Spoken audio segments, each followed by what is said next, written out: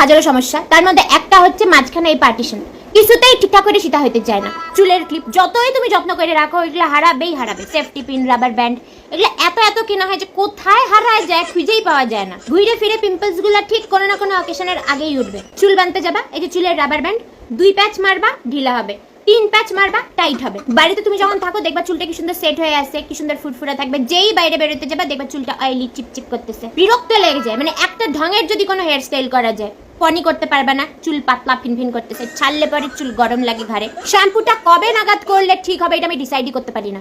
মানে আমি তো ক্যালকুলেট করি, মানে পরশুদিন অকেশন আছে, তাহলে আজকে করলে কালকের মধ্যে আবার চুলটা অয়েলি হয়ে যাবে, আবার শ্যাম্পু করতে লাগবে, তাহলে একবারে কালকেই করবো শ্যাম্পু। 30 সাইজের জিন্স কোমরে ঢিলা হয়, 28-এর জিন্স কোমরে টাইট হয়, 29-এর জিন্স পাওয়া যায় না, তাহলে কি করব? চুলটা লাগাবো না ছাড়বো? সাইডে সীতা করব নাকি মাঝখানে সীতা করব? আঁচলটা প্লিট করব না ছাড়বো? কোন লিপস্টিকটা বেটার লাগতেছে, এই কালারটা না পিঙ্ক কালারটা? কানের কোনটা পরবো? এগুলো ডিসাইড করা না আমাদের মেয়েদের জন্য খুব ডিফিকাল্ট গো।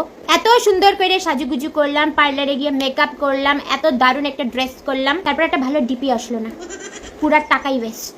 রান্না করতেছি, একা একা যখন আমি রান্না করি রুটিটা কি সুন্দর ফলে, কিন্তু যখন মা দাঁড়া থাকে রুটি ফুলতেই চাই না। আলমারিতে জায়গা নেই জামা রাখার, অথচ কোথায় যাওয়ার সময় আমি জামা খুঁজে পাই না, কি পরে যাব।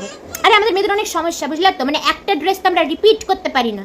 মানে কোনো একটা অকেশনে যাওয়ার মোটামুটি 3-4 মাসের মধ্যে ওই ড্রেসটা তো আর অন্য কোনো অকেশনে পরবো না। কেউ মেসেজ করলে আমরা ব্লক মাইরে দিই, পাত্তা দিই না। তারপর আমরা সবাইকে বলবো আমাদেরকে কেউ ভালোবাসে না। কেউ আমাদের দিকে তাকায় থাকলে আমরা 2-4টা কথা শোনায় দিই, কেন তোর বাড়িতে মা বোন নাই? আমাদের দিকে তাকাইছিস কিসের জন্য? না তাকাইলে মনে হয় যে আজকে মনে হয় আমাদেরকে ভালো লাগতেছে না, কেউ তাকাচ্ছে না আমাদের দিকে। আমরা মেয়েরা সেভিংসে বিশ্বাস করি, সেভিংসে বিশ্বাস তো করি, তারপরও এক্সপেন্সিভ জিনিসপত্র কিনি। এক্সপেন্সিভ জিনিসপত্র তো কিনি, তাও মনে হয় যে আমাদের পড়ার কিছুই নাই, কিন্তু তাও যদি কোনো অকেশনে যাই আমরা সুন্দর করে টিপটাপ করে সাইজে গুজে যাই। সাইজে গুজে তো যাই, কিন্তু নিজেদেরকে বিশ্বাস করতে পারি না যে আমাদেরকে ভালো লাগতেছে। মানে আমরা স্যাটিসফাইড না, তাও চাই যে লোকে আমাদেরকে কমপ্লিমেন্ট দিচ্ছে, আমাদেরকে ভালো লাগতেছে। লোকে কমপ্লিমেন্ট দিলে আমরা বিলিভ করতে চাই না যে মিথ্যা কথা বলতেছে, মানে আমাদেরকে সত্যি সুন্দর লাগতেছে।